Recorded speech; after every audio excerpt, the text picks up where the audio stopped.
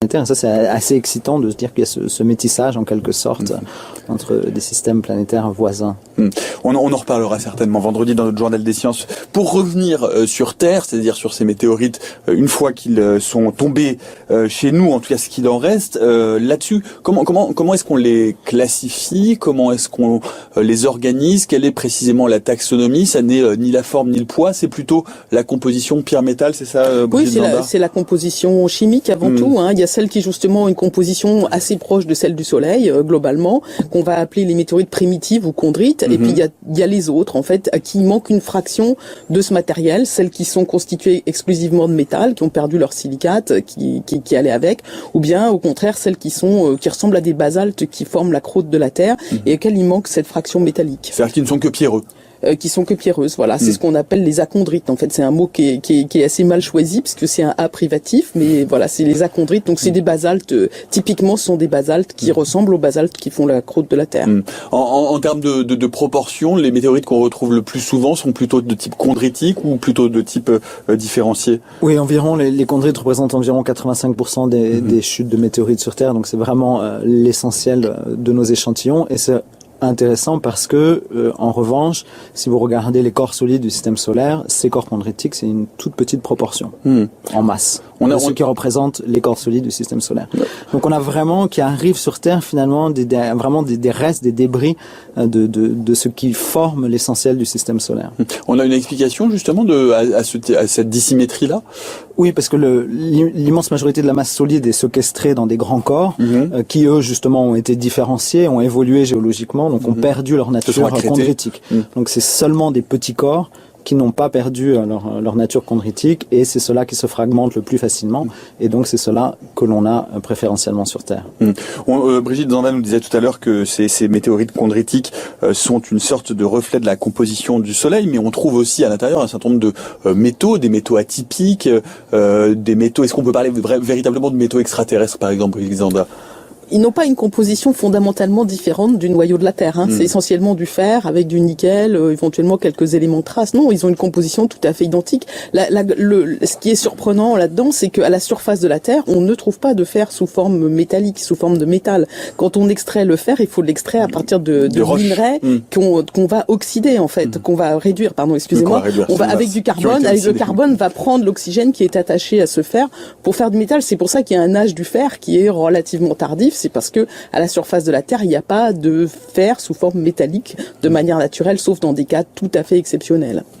On trouve, Mathieu Gounel, effectivement des composés, des alliages qui sont des alliages qui sont totalement inconnus, ou en tout cas dans un état naturel sur Terre, comme le dit Brigitte Zanda pour le faire, mais pour d'autres types de métaux plus rares. Oui, bien sûr, on trouve une assez grande proportion de minéraux qui n'existent pas sur Terre, dans les météorites. Peut-être, 200 qui ont été trouvés. J'ai découvert à la NASA il y a quelques années un phosphure de titane et de chrome.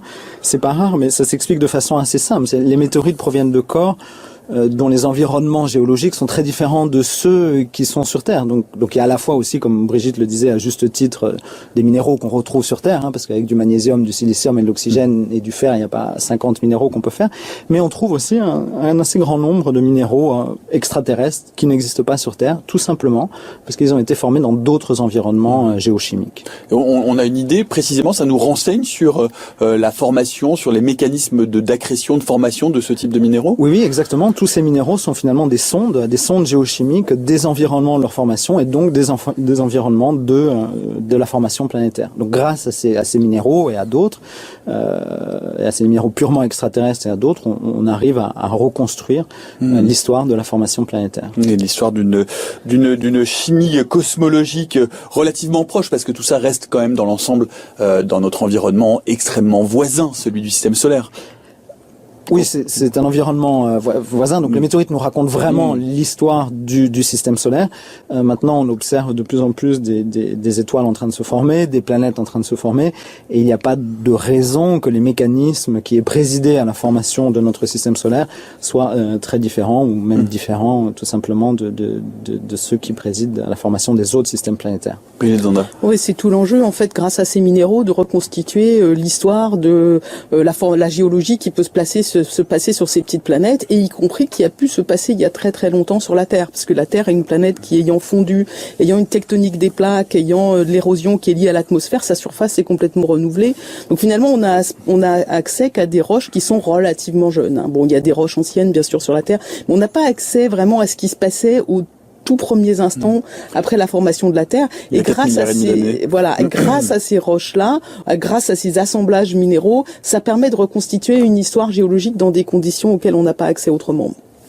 They Fall All Stars de Jack the Ripper sur France Culture à 16h35, puisque nous parlons des météorites qui tombent bien et qui sont un peu des anciennes étoiles, ou en tout cas des traces anciennes de ce que ont pu être nos étoiles, ou l'étoile, notre étoile, le Soleil, à la formation du système solaire. Nous en parlons avec Mathieu Gounel, qui est professeur au Muséum d'Histoire Naturelle et commissaire de l'exposition Météorites entre ciel et terre au même Muséum d'Histoire Naturelle, et Brigitte Zanda, qui est également enseignante chercheuse au Muséum d'Histoire Naturelle et responsable scientifique du programme Vigie Ciel, qui est un programme de sciences participatives consacré à l'observation des météorites. Écoutez cette archive.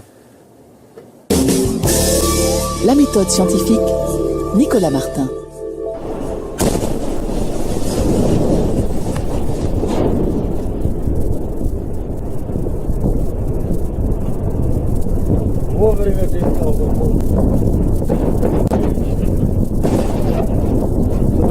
Заходи. Вот нахуй будет вообще.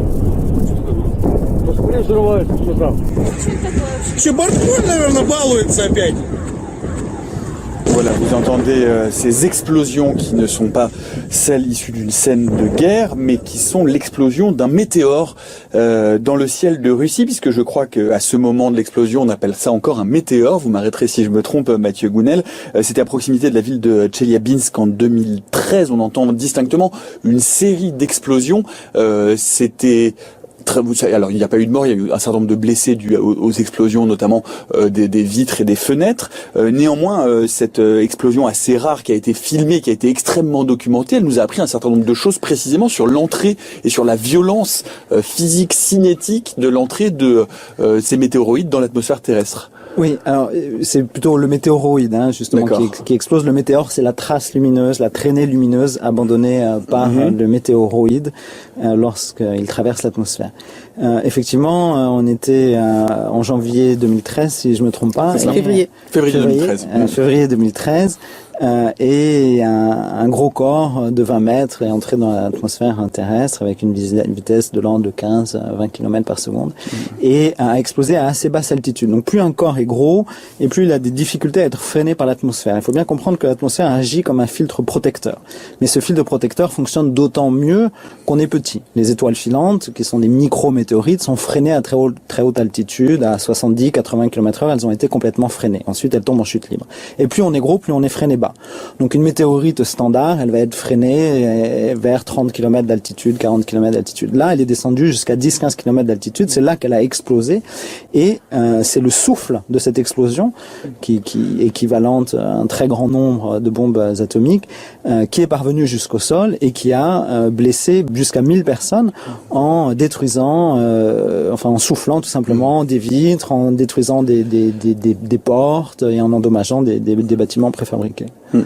Qu'est-ce qu'on a pu retenir, en tout cas, qu'est-ce que l'observation de ce phénomène, qui est une observation unique à ce niveau de connaissance et d'études, a pu nous apprendre précisément sur l'explosion et sur la destruction, l'ablation très tardive et très proche du sol par rapport à ce qui a pu se produire à d'autres moments de l'histoire de la Terre, ou par rapport à ce qui pourrait se produire dans des cas similaires, Brigitte Zanda, dans le futur? Disons qu'on connaissait quand même assez bien ce phénomène. Si on compare les descriptions de la chute de Tcheliabinsk, effectivement, qu'on a en image, et celle, par exemple, de la chute de la météorite d'Orgueil, les témoignages sont incroyablement similaires. Donc le phénomène est relativement bien connu. Ce qui est moins bien connu, il faut voir que pour le moment, on a reconstitué les trajectoires que d'une vingtaine de météorites, parce qu'on n'a pas d'observations qui sont suffisantes pour se faire. Donc là, on a effectivement, c'est à peu près la 20e météorite dont la trajectoire a pu pu être reconstitué. Et puis bien sûr, après, on a beaucoup plus précisément les paramètres physiques qui sont liés à cet objet, puisque l'explosion, enfin, c'est pas vraiment une explosion, la fragmentation a été vue depuis le sol.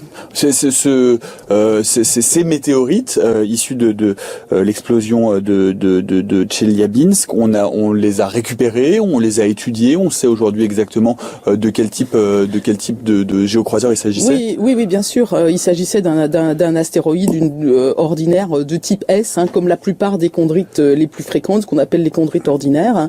Ce qui s'est passé dans ce cas-là, c'est qu'il y a eu vraiment beaucoup d'objets qui sont tombés, probablement des centaines de milliers si on compte les objets qui sont de la taille d'un ongle, ou enfin vraiment tout petits. Et puis il y a eu un très gros bloc qui est tombé dans un lac qui faisait 500 kilos, qu'il a fallu quand même 9 mois pour aller chercher au fond du lac.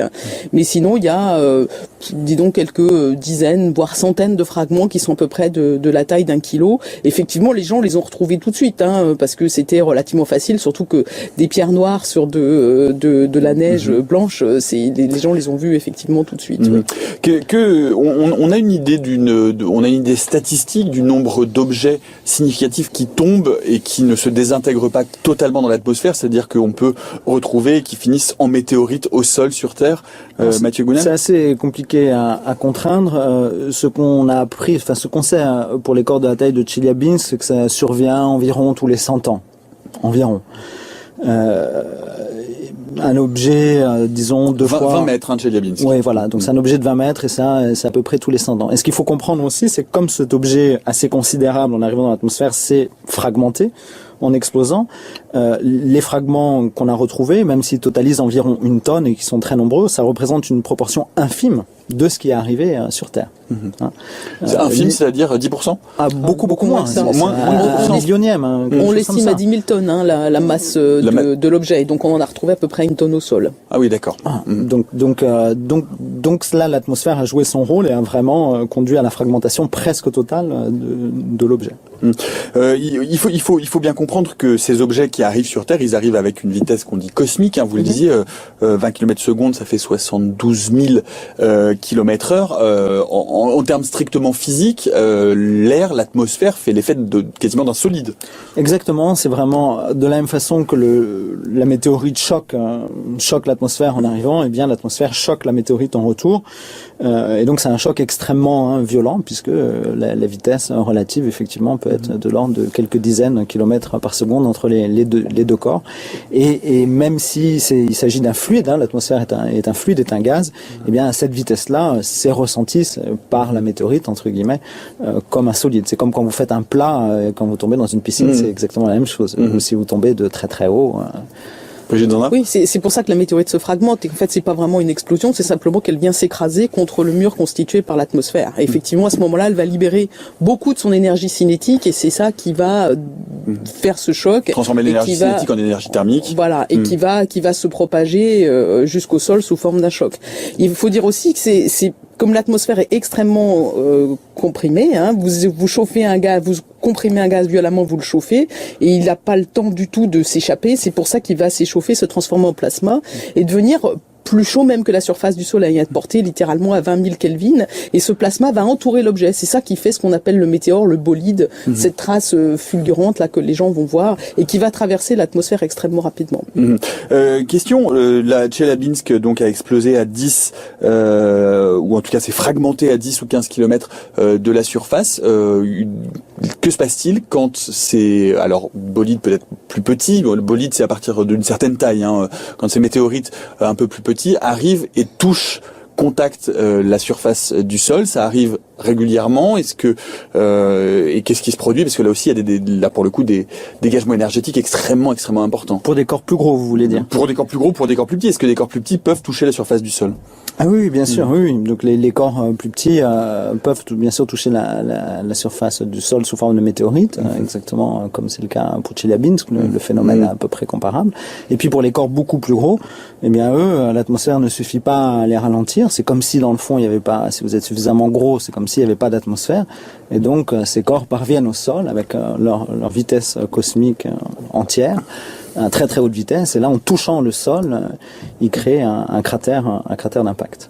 Et ces cratères d'impact, on en a quelques traces. Le plus célèbre étant celui de Chicxulub dans le Mexique, qui a valu on en a l'extinction plus du que quelques Jurassique. traces. Il y en a presque 200 sur toute la Terre, de taille variée, un peu sur tous les continents, répartis inégalement. Non que les météorites préfèrent tomber en Australie ou au Canada, mais tout simplement parce que ce sont des terrains plus anciens. Et ces cratères, certains ont été provoqués par des météorites extrêmement grandes. C'est le cas de la météorite qui a généré le cratère de Chicxulub au Mexique, qui a 65 millions d'années et dont la formation coïncide avec l'extinction Crétacé-Tertiaire.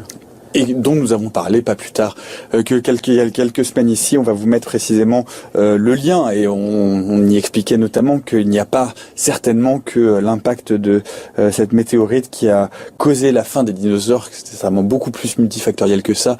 On vous met le lien sur le fil Twitter de l'émission. Un mot, il y a un cratère en France à proximité de Rochefort, paraît-il. Rochechouart. Rochechouart, c'est là où la roche est tombée. Bien entendu, le nom de la ville n'a absolument rien à voir avec le fait qu'une roche y soit tombée, puisque ça remonte à des dizaines de milliers d'années. Non, mais effectivement, il y a un cratère en France, le seul qu'on connaisse à l'heure actuelle, qui est très très fortement érodé, puisqu'on peut même voir le socle, c'est-à-dire la profondeur du cratère.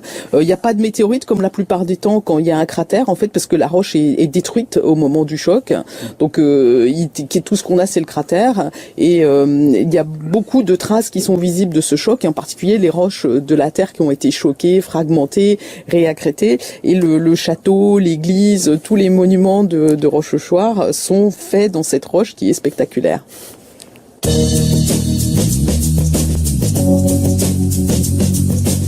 La méthode scientifique, Nicolas Martin. Il nous reste un petit quart d'heure pour parler des météorites, avec une question tout de même. Comment est-ce qu'on fait, Mathieu Gounel, pour dater les météorites? C'est pas simple de dater des météorites. Non, c'est même assez compliqué. Et quelles sont les méthodes scientifiques que l'on utilise? Des débats parfois assez houleux sur les âges des météorites. Alors la méthode globalement est assez simple, le principe est assez simple. On utilise des éléments radioactifs, donc ça fonctionne grosso modo suivant le même principe que le carbone 14 en archéologie, sauf qu'on utilise d'autres éléments radioactifs. Sur le carbone 14, on peut pas remonter au-delà de 50 000 ans. Voilà, exactement. Donc on utilise des éléments comme l'uranium, différents isotopes radioactifs de l'uranium, et on arrive à dater les météorites avec une très très grande précision. Donc en particulier, on a pu dater les solides les plus anciens du système solaire, qu'on appelle les inclusions réfractaires, qui sont des objets blancs qu'on trouve dans certaines chondrites, qui sont très riches en calcium et en aluminium. Et ces objets ont 4567 millions d'années, 4,567 millions. ManoMano.fr souhaite la bienvenue à tous les bricoleurs. Bienvenue à toi qui envoie du bois. Bienvenue à toi et mini-toi. ManoMano.fr, cliquez, bricolez, jardinez. Question qui reste entière et qui elle aussi divise énormément la communauté cosmologique, la communauté scientifique astrophysique, c'est celle de la théorie dite de la panspermie, savoir si précisément certaines météorites ont pu être porteuses de molécules carbonées ou de molécules complexes qui auraient in fine initié, allumé, donné l'étincelle de forme de vie ou de chimie prébiotique. Aujourd'hui, c'est difficile d'avoir un avis, ou en tout cas une forme d'unanimisme autour de cette question. Il est encore extrêmement débattu, Brigitte Zanda. Pas si débattu que ça en réalité, parce qu'on n'a jamais trouvé de vraie forme de vie dans une météorite. Ça, jamais. De forme de vie cellulaire, certainement. La question étant plus de chimie prébiotique. Alors de chimie prébiotique, oui. Bien sûr, dans les météorites, on va trouver les briques du vivant. On va trouver les éléments qui peuvent avoir servi à fabriquer le vivant, d'autant que lors des impacts, vraisemblablement, toute la surface de la Terre a été fondue après sa formation. Et donc, s'il y avait des molécules organiques qui étaient présentes, elles ont probablement été détruites à ce moment-là. Il a donc fallu réensemencer la Terre de molécules organiques et même d'eau d'ailleurs aussi. Donc, mais dans les météorites, effectivement, on trouve tout un cortège de molécules organiques, et en particulier les acides aminés qui sont l'hybride, qui servent à fabriquer les protéines. Mais déjà, ces acides aminés, dans les météorites, on en trouve à peu près 70, alors que le vivant n'en utilise à peu près qu'une vingtaine. Donc ça montre bien que c'est pas les êtres vivants que nous connaissons qui ont fabriqué ces molécules. Et puis il y a cette propriété de certains acides aminés, de certains sucres aussi, d'avoir deux formes avec la même formule moléculaire. On peut avoir deux formes géométriques qui sont symétriques comme le sont vos deux mains. Et dans la vie terrestre, pour les acides aminés, on n'utilise que la forme dite gauche de ces acides aminés. Or dans les météorites, on trouve à peu près en proportion égale la forme gauche et la forme droite. Ça aussi, ça semble vraiment indiquer que les acides aminés qu'on trouve dans les météorites n'ont pas été engendrés par une vie. Après, ils peuvent avoir effectivement servi à engendrer la vie, mais je crois qu'il y a quand même vraiment un consensus là-dessus. La théorie de la panspermie, elle était jolie, mais peu de personnes y croient à l'heure actuelle. Mathieu Gounel. Oui, effectivement. Je pense que la question intéressante scientifiquement, c'est de savoir comment on passe du non-vivant au vivant. C'est ça la question. Ça, c'est le premier point. Ce passage, on ne sait pas du tout comment il a pu se faire. Il s'est fait sur Terre, c'est à peu près la seule chose qu'on sait. Les météorites, effectivement, ont apporté de la matière organique sur Terre au début de son histoire, mais il y a aussi de la matière organique qui a été apportée sur Mars par les mêmes météorites. Donc la question qu'il faut se poser, je pense, c'est comment se fait ce passage et quel est l'environnement dans lequel il s'est fait. Et la Terre, finalement, est pas un si mauvais endroit, en définitive. Pourquoi ? Parce que dans la Terre, depuis sa naissance, il y a une très grande diversité d'environnements géologiques, relativement complexes, de l'énergie à disposition sous différentes formes, de l'eau. Donc cette espèce de mythe d'aller vouloir, de la panspermie, d'aller vouloir chercher le début de la vie ailleurs, déjà, c'est peut-être pas si intéressant que ça, parce que la question c'est pas de savoir où elle a apparu, mais comment elle a apparu, quels sont les processus qui ont permis le passage du non-vivant au vivant. Et puis ensuite, si on réfléchit un petit peu, de fait, la Terre est probablement un endroit beaucoup plus favorable, par exemple, que les astéroïdes. L'activité géologique des astéroïdes, dans leur immense majorité, s'est arrêtée au mieux 10 millions d'années après la naissance du système solaire, tandis que celle de la vie de la Terre, se poursuit encore maintenant. Donc, si on compare par exemple la Terre aux astéroïdes, dans lesquels certains chercheurs avaient cru, enfin, il y a certaines météorites dans lesquelles des chercheurs avaient annoncé avoir découvert la vie, eh bien finalement la Terre est quand même un endroit beaucoup plus favorable. Donc pour cette question, je pense que vraiment il faut se poser la question des processus physiques et puis de la question de l'environnement.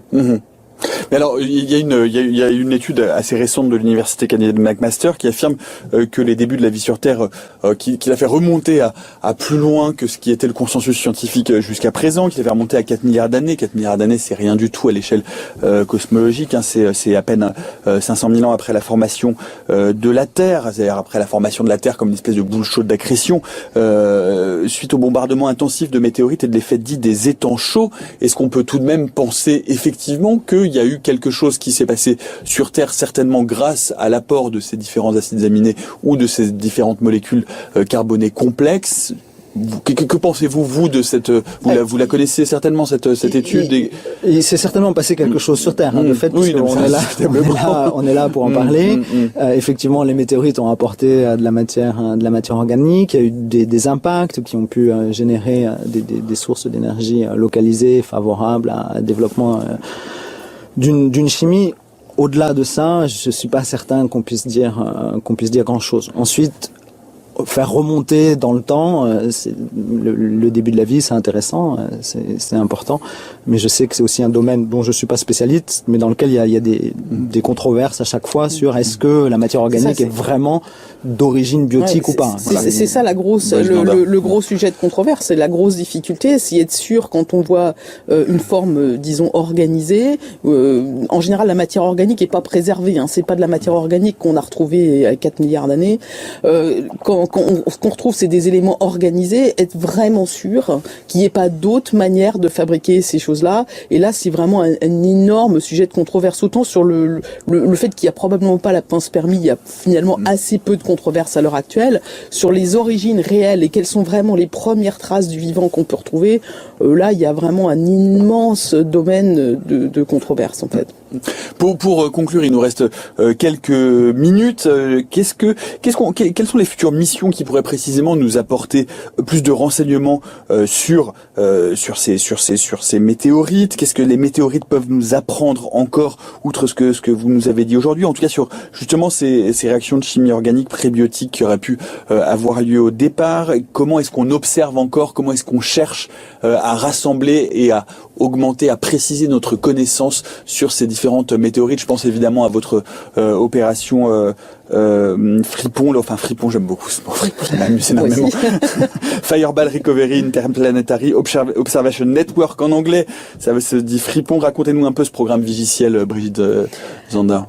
Alors, en fait, ce qui est assez amusant, c'est que j'ai rencontré François Collat de l'Observatoire de Paris et Sylvain Boulet de l'Université Paris-Sud en 2011, suite à la chute de la météorite de Draveil, dont Mathieu a parlé tout à l'heure. Et François avait l'idée de déposer une demande auprès de l'Agence nationale pour la recherche pour financer un réseau de caméras pour surveiller le ciel, parce que maintenant les gens sont plus tellement dehors pour voir tomber les météorites. Et moi, j'avais l'idée que ce serait bien de remettre le public au cœur de la recherche de ces météorites, parce que c'est pas quelques scientifiques avec leurs petites jambes qui vont aller chercher sur le terrain, ou leurs petits yeux en l'occurrence, ou leurs petits yeux, et c'est surtout que c'est assez difficile. Non, aller chercher sur le terrain, c'est ses petites jambes pour aller se promener. Et ce que Mathieu Gounel va faire dans le désert d'Atacama. Oui, mais justement, c'est un désert. La France, c'est pas un désert. Il y a énormément d'endroits qui sont pas accessibles. Donc on s'est regardé. C'est un peu comme dans Lucky Luke. Ah, toi t'as des haricots, moi j'ai du lard. On va faire des haricots là. C'est un peu comme ça qu'on s'est rencontrés et on a déposé ce projet juste, mais 2 semaines, c'est pour ça que je connais bien la date de la chute de Tcheliabinsk, 2 semaines avant la chute de Tcheliabinsk. Et à mon avis, ça a peut-être contribué à faire effectivement financer ce projet. Donc le projet Fripon, c'est donc de surveiller le ciel pour voir tomber les météorites, voir cette trajectoire dans l'atmosphère qui est visible donc sous forme de météores entre à peu près 100 km d'altitude et 20 km d'altitude. Et avec ça, de reconstituer les trajectoires et de les extrapoler vers l'arrière pour avoir plus de précision sur les objets dont viennent les météorites, et vers l'avant, bien sûr, pour savoir où elles sont tombées. Et pour essayer de les trouver, de trouver ces chutes le plus rapidement possible. Et pour pouvoir effectivement préserver des objets qui sont intacts. Et donc l'idée de Vigiciel, c'est de mettre le public au cœur de cette démarche, de lui faire pour le mieux comprendre l'intérêt scientifique de ces objets, pourquoi ils doivent venir dans des musées, pourquoi c'est intéressant de les retrouver très vite. Et donc il y a à la fois le fait d'inciter les gens à participer et de leur donner aussi un certain nombre de connaissances de base sur ces objets, pourquoi ils sont intéressants. Et comment est-ce qu'on peut participer à Vigiciel pour nos auditeurs? Alors le site de Vigiciel va ouvrir là dans les semaines qui viennent. Ce sera un premier site qui va être plus détaillé. Mais en réalité, qu'est-ce qui s'est passé pour le moment? C'est qu'on a eu 2 chutes dont on est à peu près sûr qu'il y a des objets qui sont au sol. Donc nous, on est allé sur place un certain nombre de fois. Alors une du côté de Roanne et puis une du côté de Chambord. Et finalement, today, Bitcoin is everywhere, so more and more people want to invest in it. At CoinG.com, you can start trading right away after a quick and easy registration, and we accept clients from all around the world. Thanks to its unique structure, CoinG.com can handle heavy loads and panic sales like no other exchange. CoinG.com, new generation of cryptocurrency exchange. Sur le site de l'émission sur franceculture.fr et sur notre fil Twitter, on vous tiendra au courant de l'ouverture, vous nous direz, et on vous mettra toutes ces informations. On en reparlera certainement dans les prochains journaux des sciences de la méthode scientifique.